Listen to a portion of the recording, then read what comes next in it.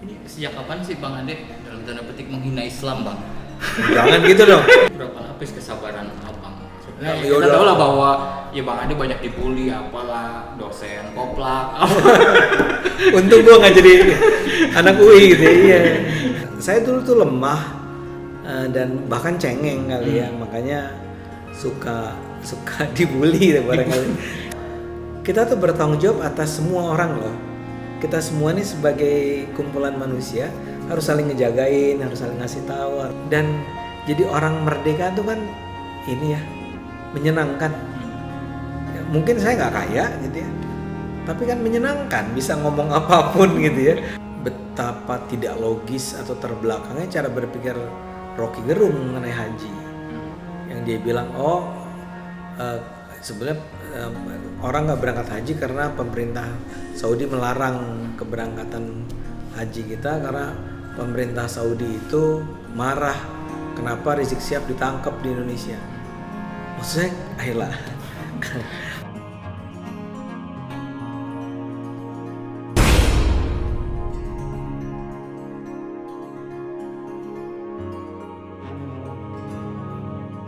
Nah ini terkait itu tadi Bang, ada kalau tipe anak-anak sekolah gitu yang katakanlah tadi ada yang menyebut netizen gitu bahwa ini CSW ini kayak anak ini yang cari muka pada anak murid yang cari muka sama gurunya, ngelaporin apa aja gitu untuk mendapatkan poin tertentu gitu. Ya apakah nilai bagus ataukah apa prestasi tertentu lah dari gurunya. Nah kalau Bang Ade sendiri tipe seperti apa Bang? Kalau saya pernah ngobrolkan sama Bang Ade itu ya kita awal kali bertemu itu mungkin 2007-2018 ya. Ya. Nah itu ya Bang Ade kalau nggak salah pernah cerita bahwa dulu waktu masih sekolah pernah dibully atau sering dibully. Nah sampai akhirnya Bang Ade udahlah nggak peduli sama bully-bully itu dan lebih percaya diri dan lebih berani untuk melakukan apapun gitu. Itu masa yang saya dulu tuh lemah dan bahkan cengeng kali ya, makanya suka dibully ya barangkali. Dibully gimana sih? Ya enggak kan, saya tuh kan sebenarnya saya memang anak tukang belajar. Oke. Dan tampilan saya tuh kutu buku lah ya. Kutu buku kecil kayak kacamata. Enggak tukang ngadu tapi enggak gitu. Cuman ya kan sementara anak-anak lain kan main-main gitu ya. Dan ngelihat orang yang lemah itu selalu bawaannya kayak kepengen menindas kan. Sampai satu tahap saya merasa bahwa nggak bisa, ini nggak, saya tuh harus justru pertama membela diri dan gaul gitu loh, dan main sama mereka dan kebetulan saya pinter kan karena tadi kutu buku itu, dan orang tuh merasa bahwa ini anak pinter tapi main sama kita nih gitu kan, dan saya nggak ngejilat nggak apa-apa dan merasa bahwa memang. Dan ketika itulah saya melihat kalau ada anak yang dibully, saya akan belain dia. Karena menurut saya pertama dibully itu nggak enak. Kedua adalah kok pengecut banget sih kita ngebully orang, atau pengecut banget sih orang lain ngebully teman kita dan kita diem aja. Jadi barangkali itu semangat bahwa kita tuh bertanggung jawab atas semua orang loh. Kita semua nih sebagai kumpulan manusia harus saling ngejagain, harus saling ngasih tahu, harus. Dan kadang-kadang sebenarnya orang-orang yang semula nampak sebagai bullier itu, ketika kemudian ada cara yang tepat untuk ngomong sama mereka dan menjadi tanpa harus lapor ke guru tadi, mereka bisa baik kok, mereka bisa jadi teman, mereka bisa menerima kita sebagai teman juga dan seterusnya. Tapi intinya adalah saya belajar bahwa jangan pernah diam ketika ada sesuatu yang nggak beres di lingkungan kita. Karena kita semua selalu bertanggung jawab, kita nggak bisa cuma ngomel bahwa kenapa sih ini terjadi. Ya kamu tuh bertanggung jawab sehingga menyebabkan itu terjadi. Dalam bentuk yang paling kecil pun kita bisa punya kontribusi kok untuk mencegah agar yang hal ini nggak menjadi memburuk. Nah jadi ketika saya kasih contoh yang bagus nih soal ketika saya di KPI itu. Saya di KPI terkenal cerewet. Tapi jangan salah. Saya selalu punya orang yang akan datang kepada saya, orang TV yang bilang bahwa terusan saya setuju loh sama abang. Saya juga sebelum melihat teman-teman saya ini, tapi saya kan di dalam, saya nggak bisa Saya kan bawah gitu, saya kan cuma pekerja. Tapi saya tahu bahwa ini salah dan saya seneng bahwa ada orang yang punya otoritas seperti abang ngomong seperti itu tadi. Merasa terwakili. Merasa terwakili. Karena nggak banyak orang yang mau berani. Ya karena kebanyakan orang tidak memilih untuk itu kan nggak populer kayak sekarang yang saya lakukan. Ya bayangin diserbu dari kanan kiri dan yang menyerbu itu Rif adalah temen. Iya. Orang yang saya kenal, orang yang dulu barangkali ketika dia masih menjalani masa awal karirnya, saya yang ngangkat-ngangkat gitu, saya bela-belain. Terus tiba-tiba sekarang memaki-maki saya, menghina saya, bilang bahwa saya itu membela rezim dan seterusnya. Nah itu berapa lapis kesabaran abang? Nah, Ya kita udah. tahu lah bahwa ya Bang Ade banyak dibully, apalah dosen koplak. Untung gua nggak jadi anak UI gitu ya. Iya. Untungnya jadi anak UI, padahal kalau dia jadi mahasiswa UI itu pasti seneng sama Bang Ade kan? Iya, barangkali. Atau sebel saking bodohnya dia sebel. Enggak, tapi gini Ki. Fortunately, gitu ya, untungnya dengan mengambil jalan yang nggak populer itu, saya ketemu orang seperti Anda. Bukan cuma Anda, tapi orang-orang seperti Anda. Jadi orang-orang yang mengapresiasi, orang-orang yang bilang saya setuju Bang dan ini dan itu ternyata banyak. Artinya orang yang sepikiran dengan saya juga banyak kok. Dan artinya dengan cara begitu saya menjalani proses di mana saya hanya berteman dengan orang-orang baik akhirnya. Ya, orang-orang yang jahatnya udah jadi musuh kan. Seperti juga kayak tadi, barangkali kalau baca Twitter saya enak. Ya saya baca Facebook. Saya baca Instagram yang Ya tapi kan kadang-kadang bullying itu atau hinaan, caci maki apa segala macam itu kadang-kadang masuk juga Bang di pikiran atau di hati gitu. Ya walaupun ya mau kita ignore aja atau apa gitu. Saya udah mati rasa kali. Rasanya. Udah lewat.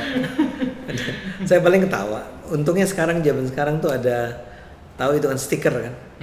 Jadi kalau ada orang maki-maki tuh panjang dia bikin di WhatsApp grup, saya kasih stiker Rizik gitu lagi kayak gini.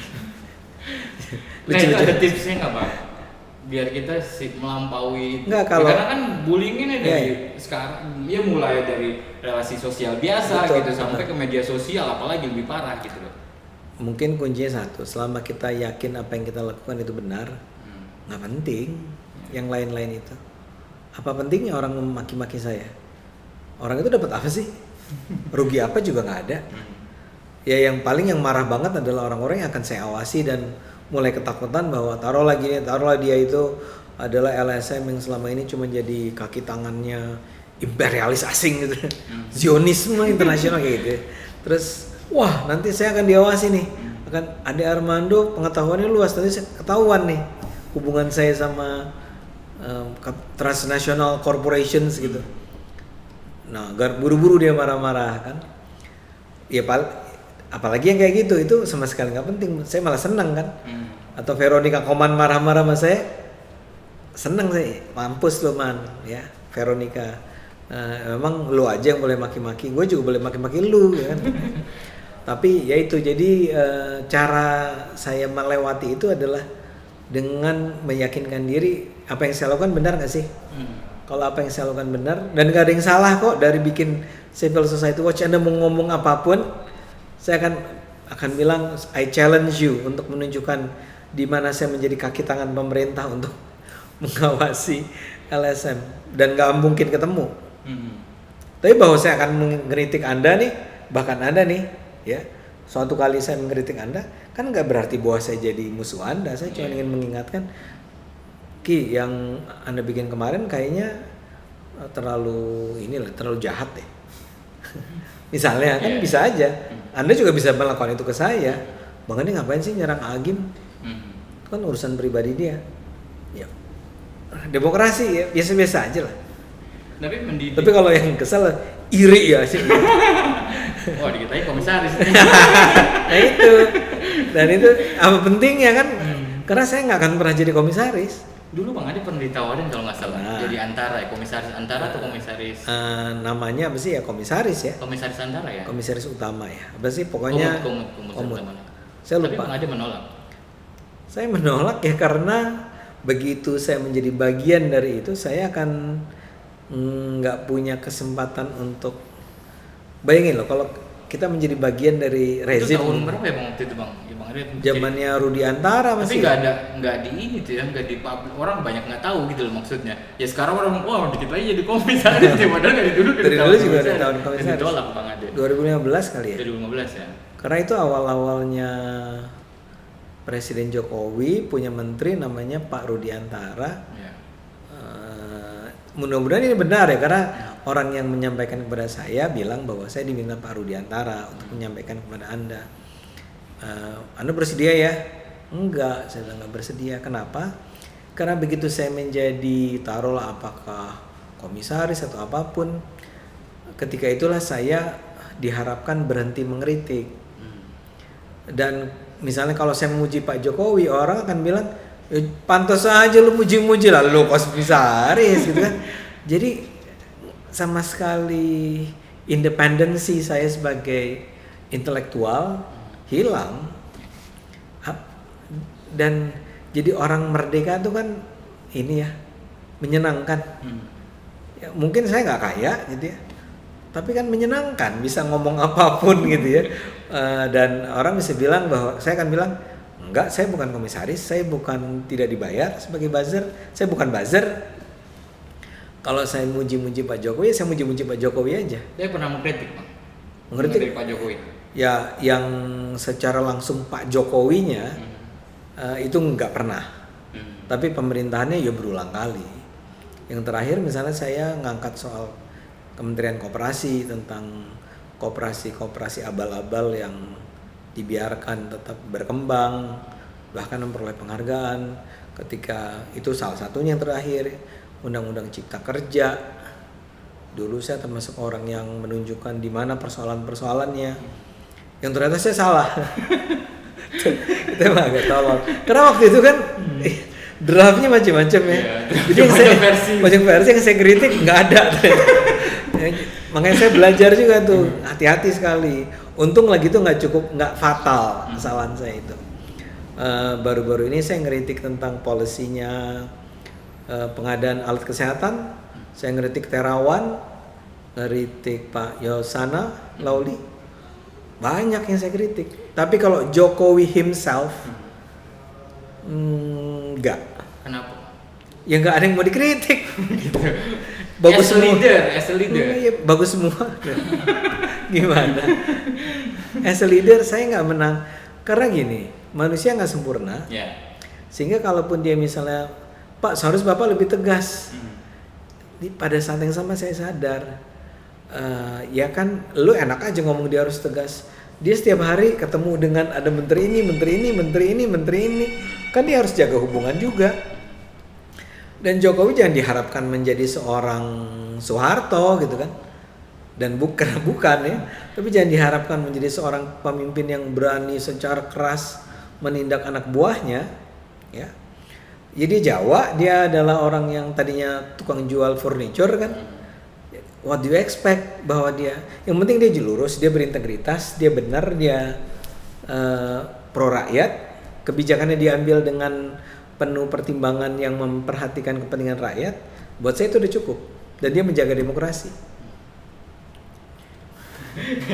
Menarik, tapi apa namanya? Ya kita tahu kan Bang Ade ya sebagai ini ya pakar komunikasi ya. Itu kalau dalam keseharian ya yang saya rasakan gitu, misalkan sejak 2007-2008 mengenal Bang Ade sampai sekarang gitu, ya orangnya baik dan ramah terhadap orang lain gitu ya, bahkan sebagai orang yang lebih tua dan lebih apa namanya secara keilmuan dan juga secara umur gitu, ya rela menyapa duluan apa gitu. Bahkan ketika saya mendapatkan ketidakadilan di suatu tempat gitu Bang Ade, saya ingat waktu itu sempat memeluk saya dan berempati kepada saya, dan itu saya merasakan luar biasa gitu loh. Tidak ada yang melakukan itu gitu loh. Nah apa namanya ya, tapi ketika di medsos itu kok Bang Ade seperti berubah wajah seperti menjadi singa atau menjadi harimau gitu. Itu sebenarnya apa sih Bang? Itu bagian dari Bang Ade apa sebagai pakar komunikasi memang men-switch itu. Coba Anda lihat kapan saya menjadi berkata-kata kasar, keras. Itu selalu ada alasannya, Ki. Karena yang dilawannya memang Yang paling keras apa sih? Seingat saya goblok gitu ya Bang. ya misalnya saya harus melawan orang kayak Bodoh. Rizik Syihab, orang melawan orang seperti ya FPI, melawan orang kayak taruh Khalid Basalamah dan seterusnya. Orang semacam itu kan membahayakan bangsa, Ki. Mereka ulama loh. Saya ketawain aja boleh. Saya nggak percaya mereka ulama, mereka itu fake. Orang ini kan kasarnya keluar kan. Karena menurut saya memang mereka membahayakan bangsa ini. Orang-orang semacam ini terlalu lama dibiarkan ngomong apa adanya. Dulu tuh nggak ada yang berani mengcounternya. Rizik Syihab tuh disebut imam besar umat Islam Indonesia. Dan orang bilang jangan disinggung-singgung, dia keturunan Nabi. Saya bilang enggak, orang-orang semacam itu harus ditunjuk hidungnya. Orang kayak Prabowo, orang kayak ya siapalah sih, name it ya. Yang atau apalagi orang yang bersimbah darah, apalagi orang-orang yang memang dengan sengaja membuat orang lain menderita. Orang semacam itu tidak pantas menurut saya untuk mendapat perlakuan yang sopan. Orang itu harus dilawan, ya. Rifki melihat saya dalam sisi yang baik karena Anda melihat saya ketika saya bertemu dengan orang-orang yang saya anggap pantas untuk diperlakukan dengan baik. Even kalaupun itu bos saya atau siapapun, tapi menurut saya tidak mungkin mengatakan tolol kepada anak buah saya. Karena itu ya pengecut banget gitu. Saya ngomong sama anak buah, berani lo ngomong tolol, coba lo ngomong sama Saiful Mujani tolol gitu. Kan bunuh diri namanya kan. Dan kebetulan emang dia nggak tolol. Tapi kalau menurut saya ketemu sama Rizik Syihab, ya kecuali dia bersopan-sopan sama saya, ya mungkin saya akan sopan juga. Tapi kalau dengan orang kayak dia tuh nggak perlu kita bersikap sopan. Dia tuh harus tahu bahwa di dunia ini orang tuh nggak takut sama dia. Jadi bukannya saya menjelma menjadi seseorang yang lain, tapi kalau Anda lihat selalu ada alasan mengapa saya menggunakan kata-kata bodoh, dungu, tidak beradab, terbelakang dan seterusnya. Kayak misalnya sekarang saya baru aja bikin video untuk mengatakan betapa tidak logis atau terbelakangnya cara berpikir Rocky Gerung mengenai haji. Yang dia bilang, sebenarnya orang nggak berangkat haji karena pemerintah Saudi melarang keberangkatan haji kita karena pemerintah Saudi itu marah kenapa Rizik Syihab ditangkap di Indonesia. Maksudnya, ayolah. Kenapa Anda? Iya makanya. Kan Anda marah nggak ngelihat itu? Itu kan dalam rangka membangun narasi, Ki. Nah, orang-orang semacam ini tuh banyak dan orang-orang semacam ini harus ditunjuk hidungnya dan dibilang nggak gitu. Anda tuh bodoh, Anda tuh dungu, Anda tuh menyesatkan cara berpikir orang. Ini sejak kapan sih Bang Ade dalam tanda petik menghina Islam Bang? Jangan gitu dong, nanti dikutip lagi. Nggak pernah saya menghina Islam. Oke, nggak maksud saya gini. Dulu Bang Ade tuh bintang, starnya PKS, pernah mendapat apa namanya partai dan pernah dapat award dari PKS kan. Award apa itu Bang? Pemimpin muda di masa depan, whatever itulah. Nah, tapi sekarang ini lebih banyak mengkritik PKS gitu dan apa Islam yang apa puritan segala macam. Ya. Selalu saya tuh bergeraknya di bidang ide ya. Persis seperti kenapa saya dukung Jokowi, bukan karena orangnya. Saya nggak kenal sama dia, ya. Cuman gagasan-gagasan yang dia perjuangkan menurut saya harus dibela. PKS pada masanya adalah sebuah partai Islam yang waktu itu saya punya harapan sangat besar pada mereka. Mereka datang dari kalangan berpendidikan tinggi di kampus-kampus, terkesan tidak radikal, ya. Menyuarakan tentang arti penting pendidikan dan seterusnya. Ketika itu saya mendukung mereka sepenuhnya. Saya milih PKS di pemilu.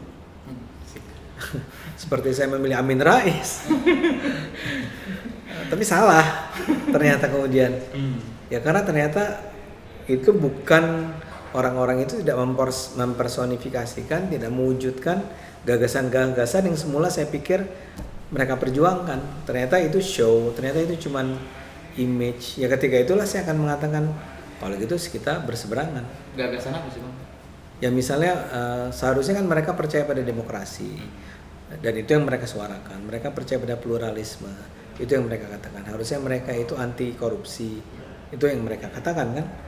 Dan barangkali saya terlalu naif mengatakan bahwa kalau seseorang itu beragama dengan baik, dengan sendiri dia akan baik. Kalau dia beragama dengan baik, dia sendiri akan jujur, akan berintegritas. Ketika berpolitik dia tidak akan tujuan menghalalkan cara. Dia tidak akan mendalihkan bahwa oh saya terima kickback ini dalam rangka membangun koperasi umat gitu. Itu yang tidak terjadi ternyata. Itu yang terjadi justru. Ketika Presiden PKS itu korupsi, mati-matian dibela oleh para anggota PKS dengan mengatakan itu bukan korupsi, itu uang yang diperlukan buat perjuangan umat misalnya kayak begitu. Ya ketika itu selesai. Karena ini bukan oknum nih PKS-nya. Secara kolektif mereka menjustifikasi korupsi yang dilakukan oleh presiden mereka. Kemudian mau nyerang Ahok di zaman Ahok gimana coba ceritanya? Kan nggak bisa diterima bahwa umat Islam modern menyerang seorang calon pemimpin atas dasar agamanya. Jadi Bang Ade mengkritik bukan Islamnya sebenarnya, tapi praktik keislaman. Praktek dan cara beragamanya. Cara beragamanya. Itu yang terpenting barangkali. Ya itu penting ya, saya garis bawahi yang tadi dikatakan soal Islam. Saya menyerang Islam, tidak pernah saya menyerang Islam. Kita adu deh sholatnya lebih rajin siapa antara saya sama Anda. Wah kalau itu Bang Ade agak susah kan. Jadi saya itu milih Al-Quran atau Pancasila. Jadi saya itu istilah saya itu devoted Muslim. Saya itu Muslim yang berusaha soleh. Artinya solehnya tapi tadi ya apakah dari level sholat, puasa. Nah sekarang fenomena hijrah ini merasuki atau banyak digeluti, digandrungi sama ya artis-artis kita, ya public figure kita gitu. Ya Bang Ade melihat ini sebagai apa? Sesuatu yang baik karena gelora atau giroh keagamaan itu makin meningkat atau apa ini bersifat simbolik aja Bang? Ya. Coba deh orang hijrah kenapa dulu Nabi Muhammad? Kan melarikan diri kan? Iya, untuk menghindari. Jadi pindah dari sebuah lingkungan yang jahiliyah menjadi lingkungan yang Islami lah, beradab. Nah, si orang-orang ini nih artis-artis ini itu entah bagaimana menganggap bahwa sebelumnya itu mereka hidup dalam sebuah dunia yang jahiliyah. Dan kemudian pindah sekarang menjadi orang-orang yang hidup dalam dunia beradab. Dan kemudian mereka mengeksklusifkan diri dan mengatakan bahwa kita terpisah nih dari the rest yang hijrah, yang jahiliyah. Itu logika dari mana orang-orang ini? Ya, saya yakin ini adalah sebuah gerakan yang memang dengan sengaja dirancang, dibuat, dikembangkan dengan narasi yang keywordsnya itu udah dapet tuh, hijrah, kan? Dan yang hijrah ini biasanya adalah orang-orang kaya juga sih. Dan mereka akan berkumpul eksklusif dengan pakaian-pakaian mahalnya gitu ya. Hanya mereka yang boleh berada menjadi bagian dari komunitas itu dan kemudian show keluar. Saya sih tidak menganggap itu serius. Saya menganggap itu adalah kayak show aja, pertunjukan dan kemudian dalam hidup ini kita tahu ada yang namanya panggung depan, panggung belakang. Sebetulnya terpenting tuh panggung belakang. Panggung belakang itu adalah di mana kita menata, mengatur, menyiapkan, dan tapi kemudian kita berpikir tentang bahwa bagaimana kita tampil di panggung depan sehingga seolah-olah kita menjadi lebih Islami dari orang lain, sampai kemudian barulah orang tahu bahwa sebetulnya orang-orang yang panggung depannya nampak soleh hebat itu seperti Agim, ternyata di belakangnya itu nggak lebih baik dari kita semua gitu ya. Atau siapa, kan sekarang mulai terbongkar, ada siapa, saya lupa siapa ustadz yang ternyata dia punya istri 3. Oh, Jeffrey Uje ya, sama kan, bertahun-tahun orang melihat dia sebagai seorang tokoh dan seterusnya, Tapi ketika dilihat panggung belakangnya, orang baru tahu bahwa sebetulnya begini ya hidupnya. Nah, menurut saya sih hijrah ini fenomena panggung depan. Entah untuk apa, karena barangkali karena ada banyak artis yang merasa hidupnya di masa lalu itu penuh dosa kali, zina kali, narkoba kali, dan sekarang dia ingin mengatakan kepada orang bahwa saya sudah berubah, ya. Tapi kan perubahan keagamaan seseorang itu seharusnya tidak berhenti pada show. Kenapa mereka tidak menjadi orang-orang yang secara tawadu gitu ya, menjalankan perintah-perintah agama tentang yang salah satu yang terpenting yang saya selalu ingat adalah bahwa Tuhan tuh bilang, kamu tuh orang-orang yang sholat itu juga celaka kalau kamu tuh tidak menyayangi, membantu orang-orang miskin. Jadi ini jadi nggak berarti kalau lo nggak bantu orang miskin. Kenapa nggak ini yang ditekankan? Bukan gerakan-gerakan dengan hijab mahal itu gitu kan, atau arisan-arisan antar artis hijrah. Kenapa sih kita nggak ngelihat orang kayak Iwan Felix Xiao atau Arie Untung yang sekarang itu bicara tentang kepedulian pada rakyat kecil, ya. Rakyat kecilnya harus di-empower, kita harus bantu mereka. Mereka ini hidupnya susah, bukan cuma sinterklas ya, bukan sekedar bagi-bagi uang, tapi terlibat dalam gerakan-gerakan LSM tadi, pemberdayaan, terlibat dalam mendanai koperasi, mendanai UMKM dan seterusnya. Tapi biasanya mereka kan punya BMT Baitul Mal wa Tamwil gitu. Nggak tahu saya, mungkin. Tapi poin saya adalah itu tidak pernah diucapkan secara tegas gitu. Kita tidak pernah mendengar karena di dalam mimbar-mimbar agama Islam tuh bicara tentang misalnya kemiskinan struktural. Ya, kenapa orang miskin itu tidak bisa kita hanya bantu dengan belas kasihan setiap zakat, setiap Idul Fitri, atau setiap bulan kita bantu berapa? Enggak, ini perlu upaya kolektif nih untuk membangun, mengempower masyarakat masyarakat miskin yang sebetulnya dilakukan oleh banyak kelompok LSM. Dan barangkali yang banyak lakukan adalah kelompok-kelompok non-muslim, Kristen, Katolik. Itu banyak sekali kegiatan-kegiatan rakyatnya. Yang celakanya begitu dia melakukan itu terus dituduh kristenisasi. Padahal mereka emang bangun rakyat kecil dari bawah. Ya tapi kan kita punya lembaga Dompet Duafa, terus ACT gitu, ACT, terus apa lagi? Malah bantu Suriah tapi. Iya, mungkin saya nggak boleh juga terlalu masalahnya gini, Dompet Duafa dan segala macam itu selalu punya argumen Islam. Jadi yang dibantu pun harus orang Islam gitu ya. Dan itu tidak dalam, tapi barangkali saya salah. Saya nggak boleh juga menjudge sesuatu yang saya tidak terlalu pahami ya. Karena saya dulu juga orang yang suka menyumbang buat Dompet Duafa, sampai kemudian saya mulai berhenti ketika saya sadar bahwa saya dengar bahwa dana yang datang dari Dompet Duafa dipakai juga untuk mendanai kegiatan-kegiatan yang mendukung misalnya Islamis radikal gitu kan, misalnya, atau bahkan membantu kayak kemarin kita bicara tentang membantu Palestina ya. Isunya tuh ada soal transparansi, soal tanggung jawab, tapi juga soal siapa yang dibantu sih di Palestinanya. Kalau Anda bantu Hamas, Anda tuh membantu salah satu sumber masalah, atau Anda bantu ISIS, Anda bantu segala macam. Jadi, tapi kita kembali ke hijrah tadi kan. Ya, hijrah tadi adalah menurut saya cuma sekedar cara pintas bagi orang-orang para selebritis itu untuk menampilkan diri mereka bahwa mereka tidak seburuk seperti yang dulu barangkali dibayangkan. Mereka merasa bahwa dengan cara begitu Tuhan akan memaafkan kesalahan-kesalahan mereka.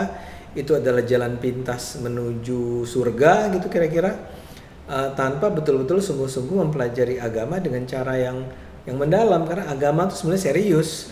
Agama itu harus betul-betul dipahami substansinya, bukan penampakan luarnya. Yang dalam bayangan Bang Ade ini Indonesia ke depan itu seperti apa, dan Islam di Indonesia seperti apa, Bang? Gini, saya adalah orang yang pernah atau dibesarkan dulu di era Orde Baru. Ya. dengan segala macam keburukan, kebusukan dan kezaliman yang waktu kita alami. Tentu saja terus Soeharto jatuh dan kita mengalami sebuah perubahan yang secara gradual bertahap tapi ke arah kebaikan, ya. Pemerintahan Jokowi ini adalah cuma sekedar melanjutkan sebetulnya apa yang sudah dilakukan oleh pemerintah-pemerintah sebelumnya. Jadi dia sebenarnya sudah juga memperoleh keberuntungan karena diwarisi oleh pemerintahan-pemerintahan masa lalu di mana kita udah stabil, kita udah ekonomi sudah membaik dan seterusnya. Tapi yang hebat dari Jokowi adalah warisan itu betul-betul dia manfaatkan. Nah, ini untuk pertama kalinya barangkali dalam sejarah hidup saya optimistis melihat Indonesia. Artinya secara ekonomi saya percaya kalau semua berjalan baik, ini akan menjadi salah satu kekuatan ekonomi terbesar di dunia, ya. Dengan demokrasi yang juga salah satu yang akan dijadikan percontohan di seluruh dunia, dengan cara beragama yang mudah-mudahan memang tidak ada duanya, Islam yang membawa rahmatan lil alamin, Islam yang damai, Islam yang pluralis dan seterusnya. Ini sudah ada di Indonesia saat ini, aset apa artinya modalnya udah ada, tapi terus diganggu, ya. Baik yang korupsi berusaha menggerus ekonomi kita, kelompok-kelompok radikal terus berusaha menggerus Islam Nusantara kita, Islam pluralis kita. Kelompok-kelompok yang dirugikan oleh demokrasi juga melawan, dan itu ada di parlemen dan segala macam. Tapi modal ini adalah sebuah modal yang akan terus bisa membawa kebesaran, ya, akan semakin membesar. Kalau kita terus punya pemerintahan yang memang sebaik atau lebih baik dari Jokowi, ya. Jadi apa yang sudah dicapai sekarang tinggal dipertahankan sebetulnya. Dan kita ke depan akan melihat idealnya itu Indonesia adalah sebuah negara yang sangat luas, yang sangat beragam, sangat menghargai keberagaman tersebut, yang yang punya rasa persaudaraan, yang dulu kita sebut nggak ada negara di dunia ini yang terbentuk seperti Indonesia dari beragam suku, bangsa, agama bersatu menyatakan diri kita bangsa Indonesia. Ini sampai sekarang kita pertahankan dan kita bisa kembangkan terus. Nah, kalau si aset-aset setiap daerah ini mau di Jawa, mau di Betawi, mau di Sumatera dan seterusnya, ini bisa dieksploitasi dalam artian positif. Ini akan menjadi kekuatan yang tidak ada lawannya di dunia ini menurut saya. Ya, mungkin ada lawannya tapi salah satu dari 5 terbesar di dunia. Jadi ketika ini akan terus dipertahankan nih, demokrasi kita pertahankan, kemajuan ekonomi ini kita pertahankan terus, cara beragama yang pluralis, yang Nusantara itu kita pertahankan terus, maka saya percaya kita akan menjadi apa yang kita bayangkan sebagai sebuah negara yang sejahtera, yang demokratis, yang menghargai hak asasi manusia akan tercapai dalam 5-10 tahun ke depan. Ya, tadi Bang Ade bilang kita udah punya modal di pemerintahan periode 1, periode 2. Nah, kan ada wacana juga nih Bang, wacana 3. Jokowi 3 periode. Nggak usah. Nggak usah. Jangan itu merusak demokrasi kita. Kita udah sepakat cuman 2 kali. Jangan kita bikin dengan keriuhan baru. Dan salah satu yang harus kita ingatkan gini, agar bisa menjadi presiden periode ketiga itu harus ada perubahan di undang-undang dasar. Dan ini kan melibatkan orang-orang di parlemen. Kita tahu orang-orang parlemen kita banyak yang busuk. Jadi kalau sekarang mereka golkan itu, kata siapa mereka nggak akan menuntut agar mereka dapat sesuatu dari Jokowi ketika Jokowi bisa maju ke periode yang ketiga. Makin tersandera nanti Jokowi oleh orang-orang semacam ini. Mungkin yang kita lebih baik pikirkan membangun parlemen yang lebih baik. Parlemen kita busuk, sebusuk-busuknya. Oke, terima kasih para pemirsa dari Kerani TV ini. Sampai jumpa di lain kesempatan. Wassalamualaikum warahmatullahi wabarakatuh. Waalaikumsalam.